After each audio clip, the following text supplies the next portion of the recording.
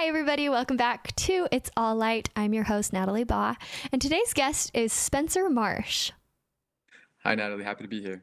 Yeah, I'm glad you're here. I almost said we're glad you're here, but it's just me.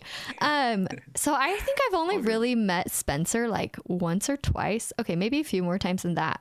But I remember I Mm-hmm. wanted him on my podcast because it was after some devotional, and it was him and some other friends and my dad and me in my kitchen, my parents' kitchen, just chatting. And like, we went deep into, I don't even remember what it was, but I just remember all these deep thoughts and good questions. And I was like, wow, what an interesting mind. And anyway, so later, whoa, I can't talk. Long down the road, we finally are making it happening.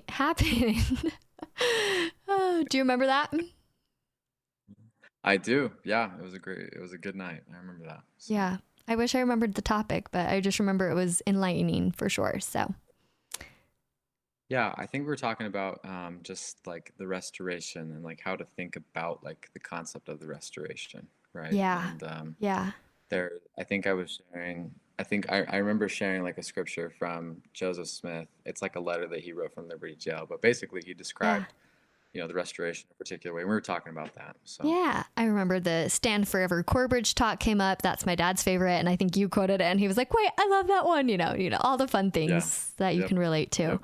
So, a little bit about Spencer. He was born and raised in Salt Lake City. What high school did you go to? I went to Olympus, Oh, so no go way. Titans. Wait, do you know my cousins, the Yeah, Longsons?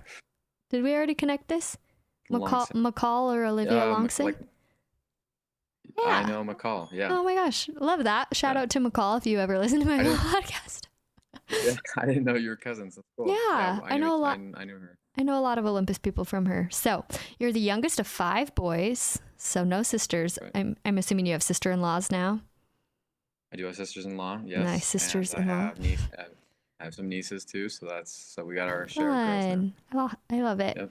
You graduated high school in 2014, served a mission for the Church of Jesus Christ of Latter Saints in Guatemala and California. You love Hmm. basketball, film, acting, singing, working out, reading, and sharing my opinion. That in your words, sharing your opinion.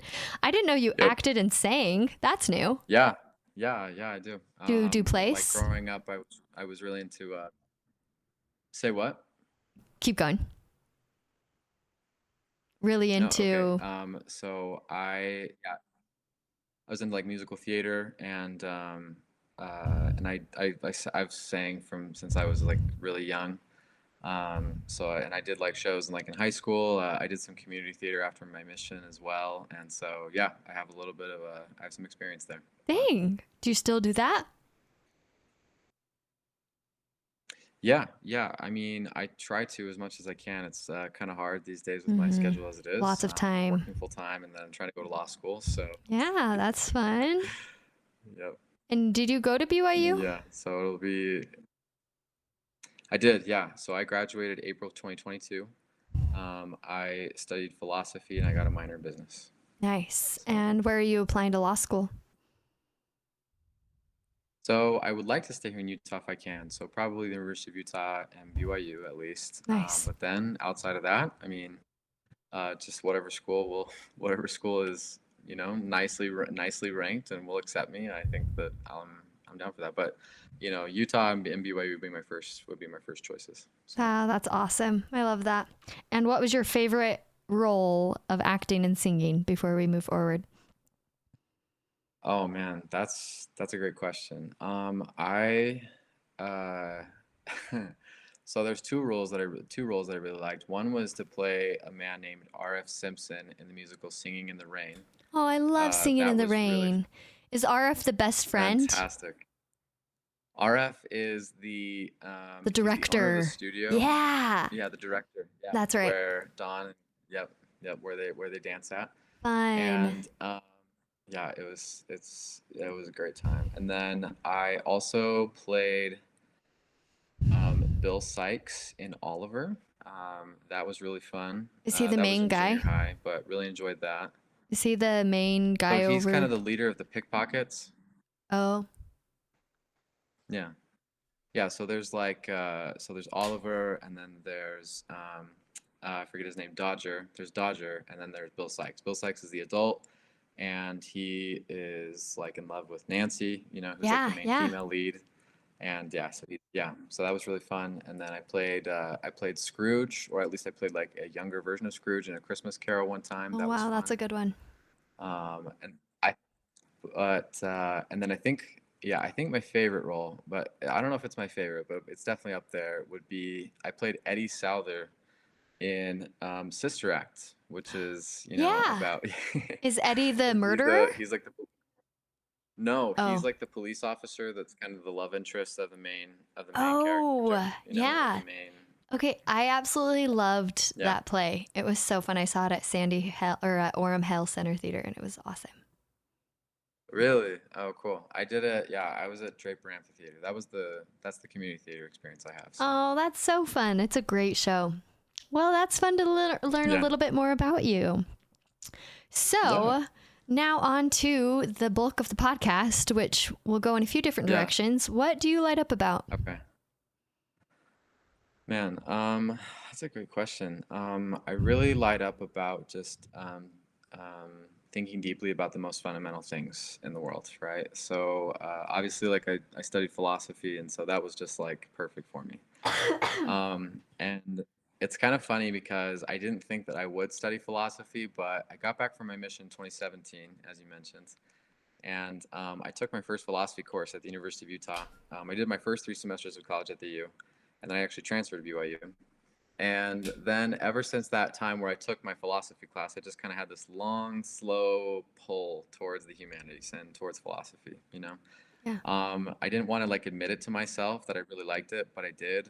And the reason I didn't want to admit it was because I thought that if I admitted it, then I would surely go be a professor of philosophy somewhere and then just, not make money. But I mean, it'd be fun because I'd be doing something that I like, Right. but it just wouldn't be something that I felt like could really sustain me long term, and especially with the lifestyle that I would like to live.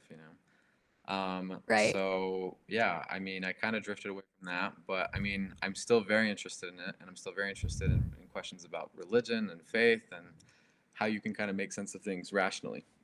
And so I love to talk about that kind of thing, and just making sense of the world rationally, making sense of religion rationally, and also just like anything that's, I don't know, like I'm gonna go study law and business. Mm-hmm. And so and like especially in business, the business has like a lot of those areas that I call black boxes filled with red tape, because they're like really Huh. mysterious and you don't know like what they're all about, and then you open them up and it's all about like just like going through all these different procedures and learning all these complex things. And so I just love to learn about things that are kind of at the heart of everything else that we do, and they're kind of complex, and just making sense of all of it. Yeah, just the why behind it So all.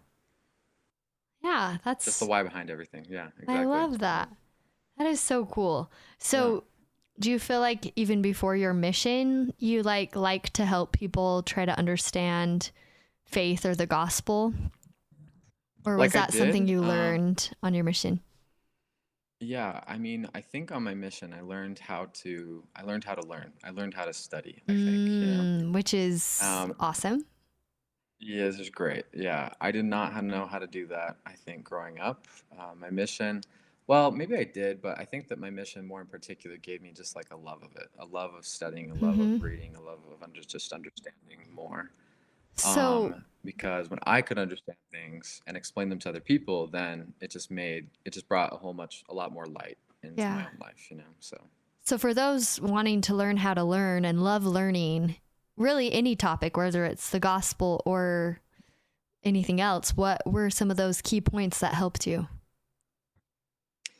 I mean, I think none of my own learning kind of came in very like dramatic moments. I mean, it was all very, to borrow a phrase that we all use in Latter-day Saint culture, line upon line, precept upon precept, or whatever. Mm-hmm. Um, but I think that there were definitely um, there were definitely moments where I had deeper questions, Mm-hmm. than just typical things you might deal with, and questions that were pretty complex and that I didn't know how to answer very well. But that kind of gets into my post mission. I guess you might call it like a crisis or expansion or just understanding, just kind of on a faith journey type thing post mission. Um, and we can talk when we can talk about that. Yeah. But yeah, I think that to answer your question briefly though, just it didn't come in dramatic moments. It very much came very gradually, Yeah. um, to the point that I can now, yeah, I mean, I can explain it. And that's what matters to me. It matters to me that I at least like I know what I believe, and I can Hmm. explain it to other people. You know. Yeah. I love that. It So, definitely anyways, does take time. And I think for yeah. me, my ADHD brain, like I read a Instagram post and it was talking about how our brain learns. And it's a matter of just keeping Mm, things interesting, keeping things curious. And so it's like once I've already yeah. figured out what I wanted to learn, then I like zone out and I don't focus, right? And I don't want to do it. So it's a matter of like Yeah. trying to dive deep because once I become like Mm, hyper focused or hyper fixated on something. So mm, yeah, it's interesting to just see what you gravitate toward. Like, what do you want to study? What do you want to learn about in life in general, not just the gospel? But you said you had a pretty significant crisis of faith. And I think it's yeah. important to talk about that. I know that my podcast isn't like quote unquote a spiritual podcast, but it's about light. And the greatest source of Yeah. light is Jesus Christ and his gospel. So I'm okay with it hitting into some of those gospel undertones. But it's also like Sure. anyone spiritual can relate because you have to have faith in life in general. So tell us Yeah, about for it. sure. Where do you want to start? Well, like, I guess from the beginning. I mean, you could start from that's a pretty good Yeah. place So to it was start. post mission. You'd Yeah. served a So mission, come home. I had served a mission. I came home, and I think that I so how do I? Well, let's see. Where do I start here? I think that the best place to start would probably just be on my mission itself. So when I was on my mission, I remember that I was about 18 months in, 16 to 18 months in. And so this would be around 2016, fall of 2016, so about 7 years ago. Wow. And I just remember that while I was in California, especially, there were a lot of people who wanted to bring up this or that issue with regards to the church, with whether it be something within history, some within scripture, or whatever, you know. Yeah. And I just remember kind of feeling, I guess I remember feeling kind of angry that it was possible that someone knew something about my own faith that I didn't know. And that made me feel uncomfortable. And I remember telling my companion one day about it, and he and I talked about it, and he talked about he talked about different sources, I guess, of criticism out there against the church, and about some of the experiences that like some of his friends had had back home. Like one of his friends apparently had left the church and so forth. And I just remember telling him, like, when I get home, like, I'm gonna try and study and understand all of that. I just want to understand exactly what people are up in arms about. If Yeah. I'm not gonna let someone else know something about my faith that I don't know. I just that doesn't feel right. And like there was something about that yeah, I felt personal. It was like I needed to do that for Mm-hmm. me. Yeah. So anyway, I got home and basically had some of my own friends that had left the church. I didn't know that at the time. I mean, that came to me a while after I got home, maybe Mm-hmm. 2 or 3 months after I got home.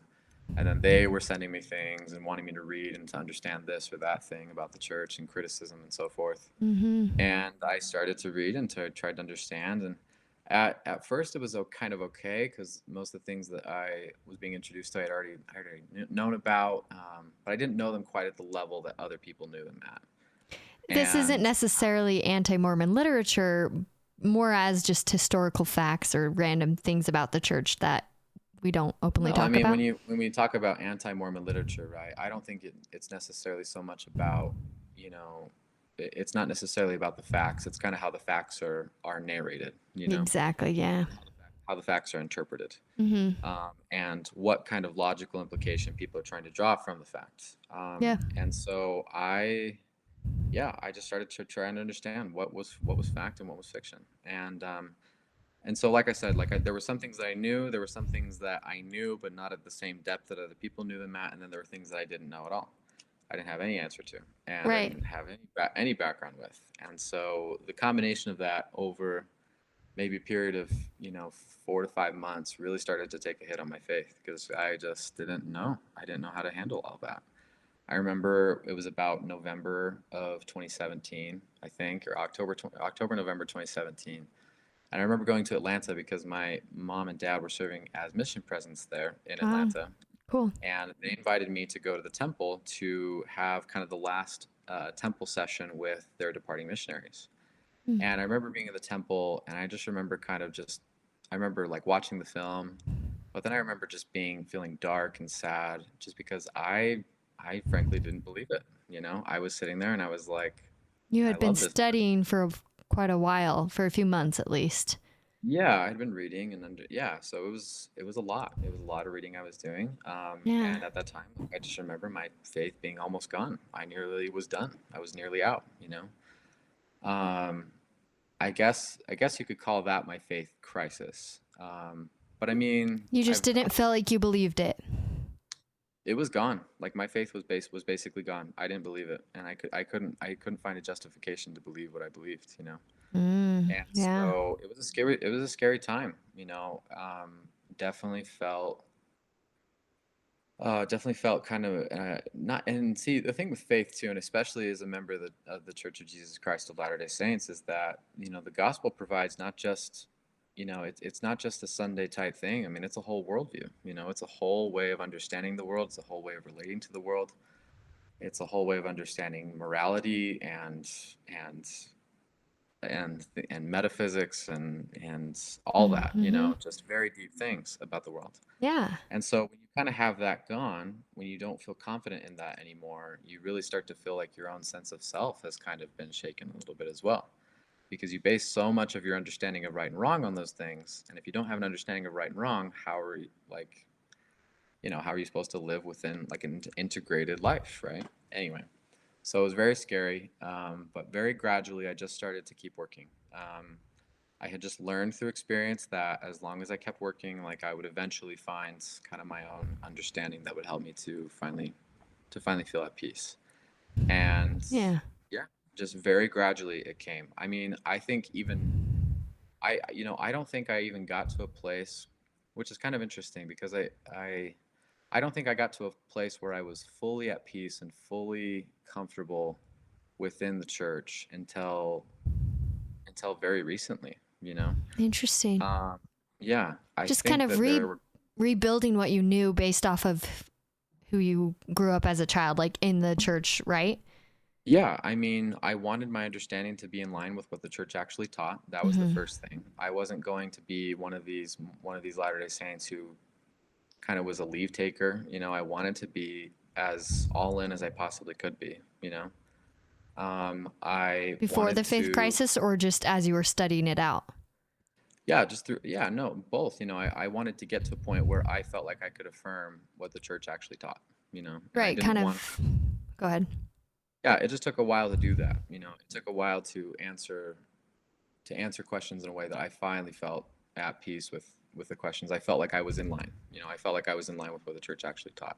Right. And that, I feel like that in line you talk about is just truths ringing into our souls, right? Like Yeah, it is so hard for me to understand, and I've had lots of conversations just with people who have left the church, and just yeah, I really want to understand why. Like what is spurring them to not be a part of it and to not want to live it?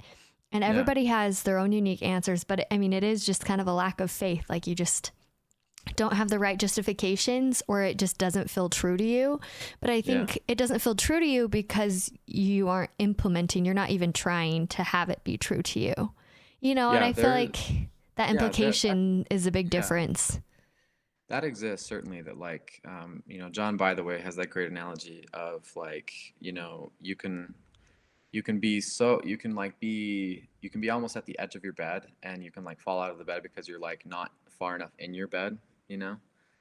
And Yeah. so I think that exists, but I think that yeah, there are legitimately people with legitimate questions. I Oh, for certainly was one. sure. Yeah, no, for I sure. for a long time I didn't quite feel like it just things were fitting, but I was Hmm. trying really hard, and it like man, it's wild to think that um, it's wild to think about all the effort that I was putting into it and how much I was thinking about it. I was thinking about it like every day.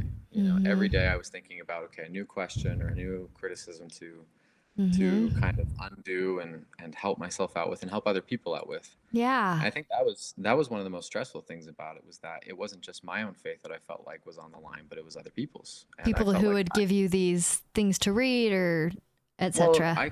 I felt the responsibility to put resources out there for people that that weren't there for me. Mm-hmm. So for instance, I got involved with this organization called FAIR, and that's an acronym for Faithful Answers Informed Response. They used to be called FAIR, but back then it was the Foundation for Apologetic Information and Research. Wow. That's a very technical name, Yeah. and then they changed their name in 2013 to FAIR Mormon, and then in 2021 they changed their name back to FAIR, but with a different acronym. Yeah, Are so they that's that. so they are affiliated, well not affiliated, but they're based principles of the church and the gospel? Yeah, they're not like they're a 501(c)(3), so they're a nonprofit organization, and they Mm-hmm. run like a website where people can go and get answers to different criticisms of the church. That's like their main thing, is they want to That's answer cool. criticisms of the church. Yeah. I like that. So I just got involved there, and I tried to write as much as I can and research as much as I can, and I ended up uh, I ended up writing something like 200 articles for them. No way. Yeah, I'll yeah. have to look So that up. it's good. It's definitely not. They don't try to. Um, I don't know. They don't want to get like a ton of attention. You know what I mean? They kind of want to be there in case people need it. Mm-hmm. And I kind of liked that about them. It wasn't about it. I think that there are some other kind of faith organizations that kind of like market themselves. They try to put themselves out there, and they're trying to kind of get attention. But Fair is very much in the background. They try, or at least they try to be, as much as they can. So, but yeah, so I went there and I wrote, man. I read, just hundreds of books and articles and websites and all of these things. And Just trying to that's answer just these. over the past few years you've been doing that. Yeah, I until about the beginning of this year, where I finally and when I finally said I was done. Mm. Just Done kind of told done people. search because you could search forever and ever on I any was done topic. writing. Done Yeah, I was writing. done Okay. writing in For them. particular. Yeah, Got but it. um, I I still like kind of have an interest in it, and I still have an interest in like understanding things and kind of reading gospel scholarship, I guess, as it is. But it's not the kind of the central point of my life like it once was, and Yeah. I'm frankly kind of grateful for that, because now it just gives me the opportunity to kind of, I think, connect and to just kind of listen instead of respond. Yeah. And I just think live the that gospel as simply as you can.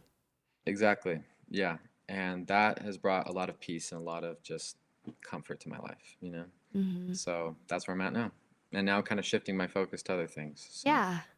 Well, that's cool. I think it is important just in anybody's conversion journey, no matter the religion to an extent, to study it out. What is important to you? Like, do you want to know if there's life after death? There's like, yeah, I remember just so many fun conversations on my mission, just like, I'm so lucky I've grown up with it and like it's almost second nature for me. But like as I've gotten older, I do start to question things just hmm, to solidify it, like and know it's my yeah, own and how I feel and believe. And I think I used to have a lot more blind faith than I do now. yeah, And yeah, that's okay to have. It's still faith. It's just now I know a little bit deeper what it actually means and yeah, how it right, applies to my life. yeah, And I hope to continue to ask those questions too, because then you're progressing and going deeper. So thank you for sharing. That's yeah, great. absolutely, absolutely. Any last thoughts before we pivot? Um, Not really. I think that, just I guess I will say that I'm grateful for that whole journey. I'm grateful for the person that it made me. I'm grateful for the resources that it will allow me to have, Mm-hmm. especially as I, become a father and a husband. I think it'll make me a good disciple and friends, and I just think that, people need to know more than anything that, yeah, there are answers out there. And I believe that. I'm like, it's true, you know? Yeah. And I hope people know that. I hope people will find comfort knowing that, like, I don't know, a guy could do what I did and come out the other end faithful, So Yeah. I The definitely don't recommend it to everybody, right? yeah. Yeah. It's not everybody's journey, and frankly, it's not what a lot of people are interested in. Mhm. But for me, it was very meaningful. It was definitely something that I needed to undertake, and Yeah. I needed to finish. So Well, thank you for sharing. yeah, And in light of what you just said, just like how it helps you become who you are and ultimately like a disciple of Christ and a father and a husband. Elder Ballard passed away. I'm sure yeah, you've seen that. And yeah, I found one of the quotes. I just like searched quotes and just was reading some.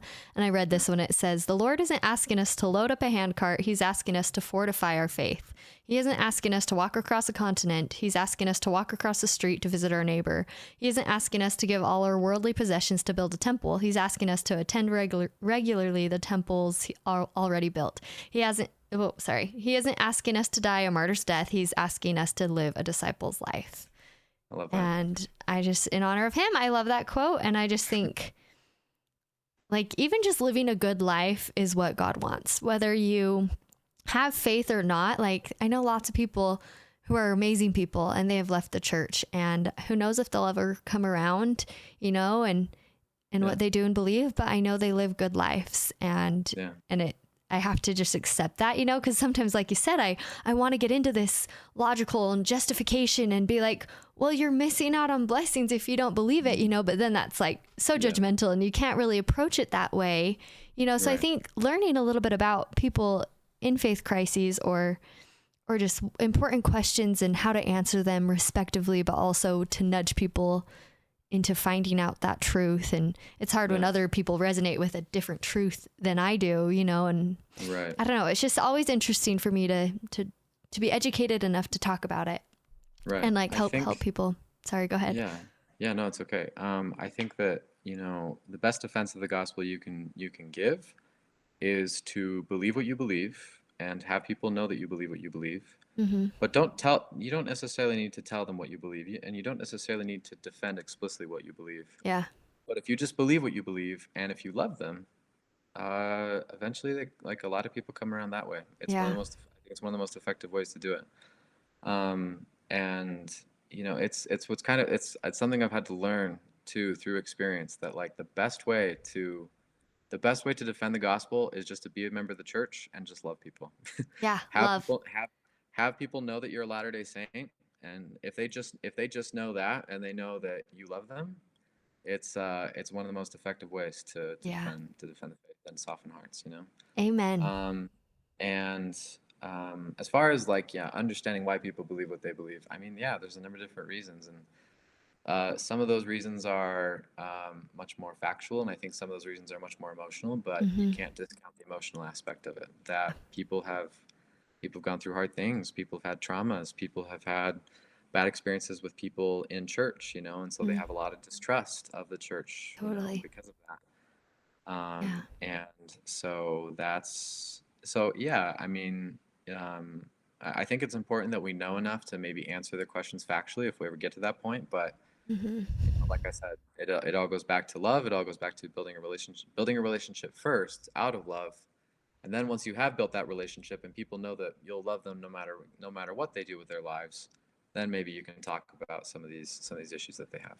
Yeah. So I love that. yeah, Well, thank you for that. yeah, So, in yeah, the next 10 minutes, you mentioned that there's other focuses and passions in your life right now. I mean, one, you're yeah, applying to law school, but I want to kind of yeah. end on just why others should know about things that are important to you, like your passions.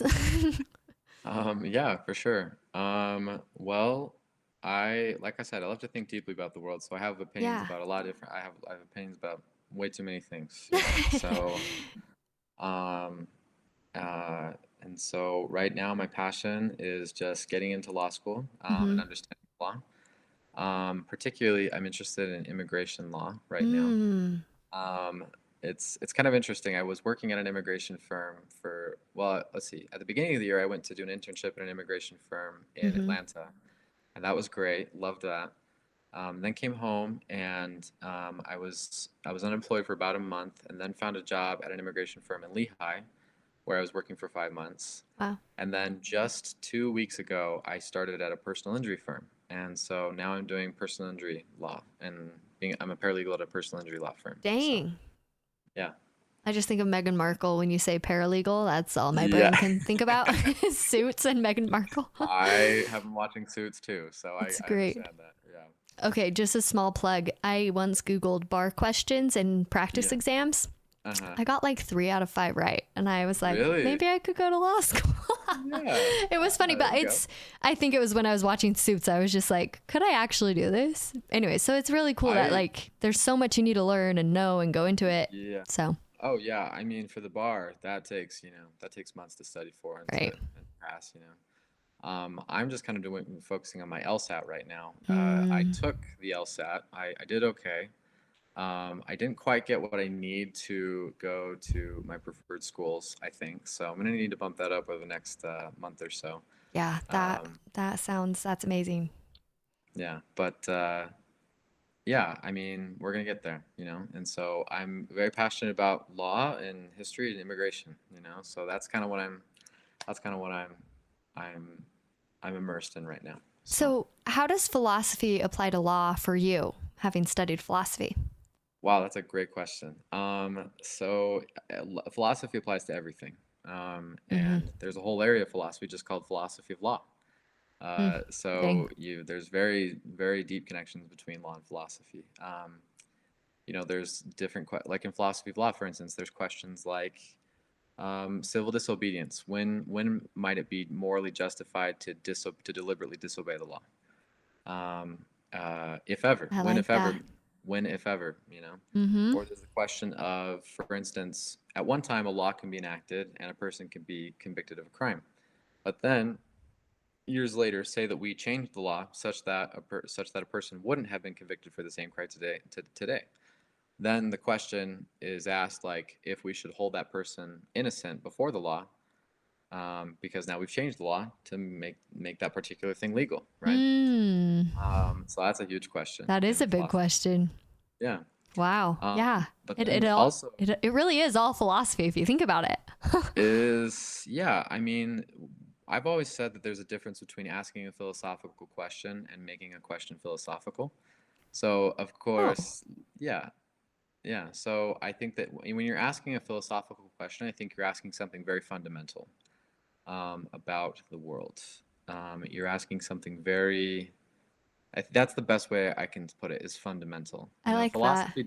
Philosophy deals with questions like, does God exist? Do I have a soul? What's the nature of morality, if morality actually exists? We're asking the deepest, deepest questions you can possibly ask. Conscience. Uh, What do you decide if someone's on a railroad track and then there's a train of people? Which one do Trolley you? problem. Yep, Exactly. Yep. trolley I problem. remember Yep. my philosophy class. Oh, good, good. I'm glad you do. Yeah, I just loved it. Yeah. So, and then also, how else does philosophy relate to it? Then there's the whole question, for instance, of the connection between morality and law. Mm-hmm. Some people argue that there is no connection between morality and law, So meaning that the law. morality is kind of your conscience and values in a sense, right? As you talk. Sorry, just Sure. getting some Well, sure. context. Yeah. Yeah, sure. So morality, I mean, morality just at its most basic is just asking what is right and wrong behavior. Right and What does it wrong. mean to live? What does it mean to live the good life and the right life? And comparing that with what's the law. And comparing that, yeah, and then also just saying, like, does the law actually embody morality, or does it not? Some philosophers actually argue that there is no connection between morality and law, that the law does not embody morality at all, ever. Mm, And then there's other philosophers that argue that the exact opposite, right? That yeah. there is a very tight connection between morality and law. I agree kind of more with the latter, obviously. I think that the former, there's other questions that kind of go in. It's a little bit complex, but I definitely agree that that the law does embody morality, at least some conception of morality. Hmm. And the question really becomes, what morality is the law going to embody, and to what extent? So for So some, interesting. yeah, so obviously, like for some, maybe swearing is immoral. Or here's a better example for basically all of us, right? To say racist things is very immoral, right? Hmm. But there's a big there. Then there's a big debate over whether or not saying racist things or should be considered illegal, and if people should be punished for saying racist things, right? Punished by the law and punished criminally for saying racist Whoa. things. So that brings up the good question of like how much morality should the law embody, right? And then there's the question of what morality should the law embody. So some of us might believe, for instance, there's the whole question of like abortion, right? Some people are obviously arguing that like while abortion might be immoral in certain circumstances, like we shouldn't criminalize it. We shouldn't penalize people to for getting an abortion in these circumstances. And Yeah, others because obviously there are argue the exact opposite, circumstances. right? They're saying, Yeah. they're saying some people are, well, no, excuse me, I'm getting my thought mixed up. Some people are arguing that abortion in these circumstances is not immoral at all, right? And other people are saying, yes, it is It's immoral. fully moral or whatever. Yeah. It's fully moral or fully immoral. Some people are, there's a wide range of opinions on that, a And wide then the range of views law on that. comes to play of how do you fit the law into that. Right. And some people, yeah, and that's the other thing is that some people are saying, yeah, abortion is immoral, but maybe the law shouldn't embody, that particular morality. The law that should never be codified into law. So Mm, it's a big question. it is a big It's a question. legitimate question, right? So there's big questions in philosophy of law, and there's obviously like so many connections between Yeah. philosophy. And as you're talking, I'm like, there's connections too, like studying out questions. And if you don't know where to look up questions for the gospel too, like that type of, there's so much gospel law and gospel moral and Right. truth in your Oh no. conscience and finding answers. And it definitely comes back to like your internal decision, right? Like Yeah. what side do you lean on based off how you feel, but also based off Right. of the information you've received, because that's how we make decisions, based off of Right. information. Right. Okay, sorry, I cut you off. I just wanted to No. share that thought. No, it's okay. No, it's okay. And it's absolutely the case that for a Latter-day Saint, our convictions perhaps should bear on how we think about the law and morality and Hmm. politics. Right, because It's we very, do obey the law. yeah, we tried. Yeah, we're commanded to obey the law of the land. And then also, I mean, it's kind of interesting because, there's obviously the question between divine law and secular law, right? And, Hmm. if and it's never really a question that's fully kind of I think fleshed out, but what does a Latter-day Saint do when the law doesn't embody our morality? Do we then disobey the law? Well, I mean, You know? I always heard like the Adam and Eve agency example. It's like a husband and wife are driving to the hospital. She's in labor and a cop pulls Yeah. him over. The cop's not going to give Hmm. him a ticket. The cop's going to help him get to the hospital. So they're breaking that Yeah. law to keep a higher law. That's a whole nother Yeah. conversation. But Yeah. It brings up a lot um, of theological and philosophical questions yeah, that no, it's super philosophical. yeah. In conclusion, though, you left a really good quote, and I want to hear your thoughts about it. The quote you shared Yeah. was, "Doubt is a pain too lonely to know that faith is his twin brother," by Yeah. Khalil Gibran. Why do you like that Yeah. quote? Um, you know, I think that I liked that quote so much because both faith and doubt reach into the unknown in some way. Yeah. And so they're very, I don't know if um, I don't know if I would say that faith and doubt are twin brothers, but I think they're brothers. I think they're related to each other in ways. Mm-hmm.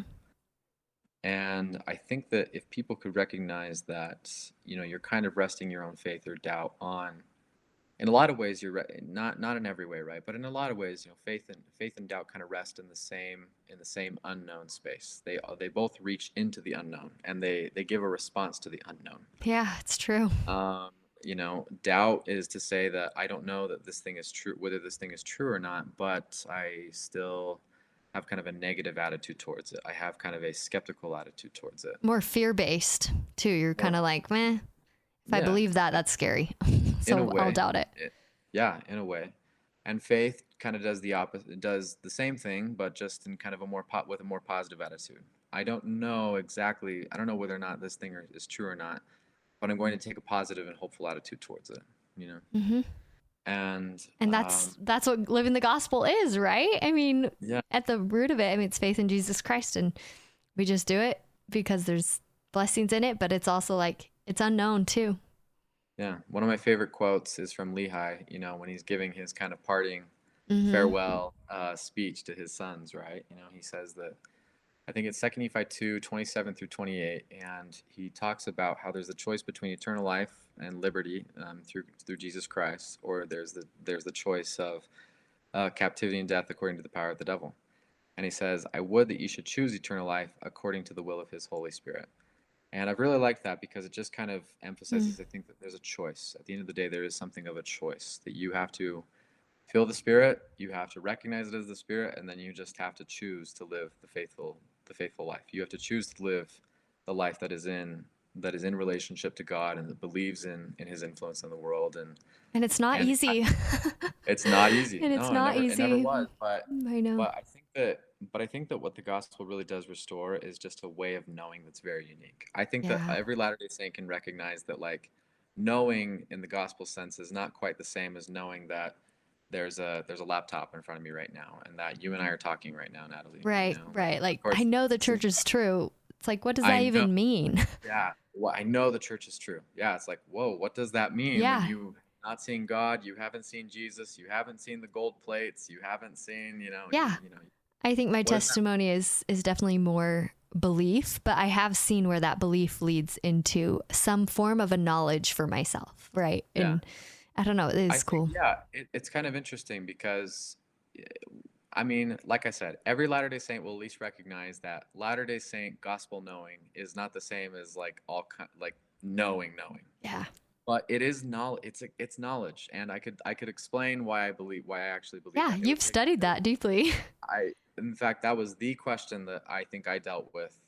Um, that was the, I think, most difficult question I think I dealt with when I was kind of going through everything, is just how do I take my spiritual experiences as knowledge about the world and knowledge about the afterlife and knowledge Mm, about everything. wow. There's a lots of different challenges you can bring to that, right? But Hmm. I came to a point where I think I finally got it. I finally could make sense of it. And it took a long time. It took like years, I think, to really finally come to a place where it's like, okay, yes, that's what I'm trying to say. So what That's is that? What was the answer? Oh, you're curious? Okay, Yeah. well, We'll end with please. this. This is a good uplifting takeaway. Yeah, sure. I think that I'll try and be as brief as possible. If you go to D&C 93, you'll see that there is a distinction made there between the truth and the light of truth. And you kind of see that throughout the scriptures, that there's like the truth, but then there's like the light of Christ or the light of truth or light. They talk about light. Hmm. Very, very fitting, I think, for this podcast I right now. think so too. Yeah. Yeah. And so I think that, so the basic idea that I came up with is that I think that there are truths that when you learn them, they bring they bring like a subjective feeling of light or positivity into your life. And especially the combination of truths that I think is taught by the gospel of Jesus Christ brings the fullness of light. So when we say the fullness of light, we mean that there is kind of a particular like spiritual emotional effect that you feel, and it's the best spiritual emotional effect that you can feel, the most positive and best spiritual emotional effect that you can feel when you believe in the truths of the gospel, but then also when you experience the truths of the gospel, When you right? live it. Yeah, so there's obviously like a distinction between I at least I mean I'm sure there's a distinction, between kind of like believing that 3 degrees of glory exist in the afterlife, right? Like the Hmm. celestial, terrestrial, telestial. There's like that's kind of like an intellectual just assent. It's just like believing in something and affirming something, right? Right. But then there's keeping the commandments and there's repenting and there's feeling the very immediate tangible effect that those truths have on your life. Getting And rid of guilt or like a almost tangible type of feeling, or when you do feel the spirit and it feels tangible. well, see, the spirit I think is trying to build light. So I think the spirit is separate from the light, but it's trying to build light. And that's the Latter-day Saint claim. The Latter-day Saint claim to knowing and to knowledge and truth is that when you intellectually affirm these truths and when you experience these truths by like keeping those, like, because obviously some truths can't be experienced, right? I can't experience the celestial kingdom, the terrestrial kingdom, the telestial kingdom. I can't do that right now. Yeah. But so when you intellectually affirm these truths, or when you experience these truths, you feel the greatest amount of light come into your life. So there's a very tight connection between what we believe and what we feel, you know? And I think that, you know, that's our claim though, is that you can feel the fullness of that light in your life as you begin to believe and as you begin to repent and keep the commandments. So that you don't only, in a way, to express one way, you don't know just what the pizza looks like, you know what the pizza tastes like. And you know exactly that Yeah. good piece of pizza, you know? Well, and I feel like, And isn't it, oh, go ahead. Isn't it? sorry, and like, isn't it interesting, right? That like you really can know something about a piece of pizza by tasting it that you wouldn't know about the piece of pizza otherwise. Yeah. You know? That's true. And I just think this light and learning and experiencing it and letting it build in your life sets you up to a framework of a straight and narrow path. Because I think a lot of people, their faith crisis is, my path is different and it's not this straight and narrow thing. I don't have to do this exactly to still feel God's love and to still live this life. But in my head, it's like, yeah, you can still do that and have some degrees of light. But when you are on the straight and narrow path, there is the most abundant light. And I feel like you can tell a difference of that, you know, and there's added blessings on that pathway, and that's inspired by light. So the more light you're letting into your life, the more you'll be guided onto the narrow path, because it is the narrow path. Yeah. And that's kind of the law and justice of the universe in a way. Right. The more light you have, the more you know how to build on your light. Right. Mm-hmm. Yeah. Oh, I love light. I can tell. No, it's so fun to hear you talk about it though, especially with your philosophical brain. Like, I learned so much today. It was really cool to hear your experience. Yeah. So any last words to the listeners for this episode? No, just happy to be here, and thanks for giving me the opportunity. So. Yeah, thank you again, Spencer. Everybody, if you have more questions, like especially with faith, I think you've heard Spencer's passionate and talking about this, and I'm sure he'd be a great resource. So I'll leave his information when I post about the episode. So everybody, my old tagline is spread the light and light the passion. So take that as you will, and have a great day. See you later.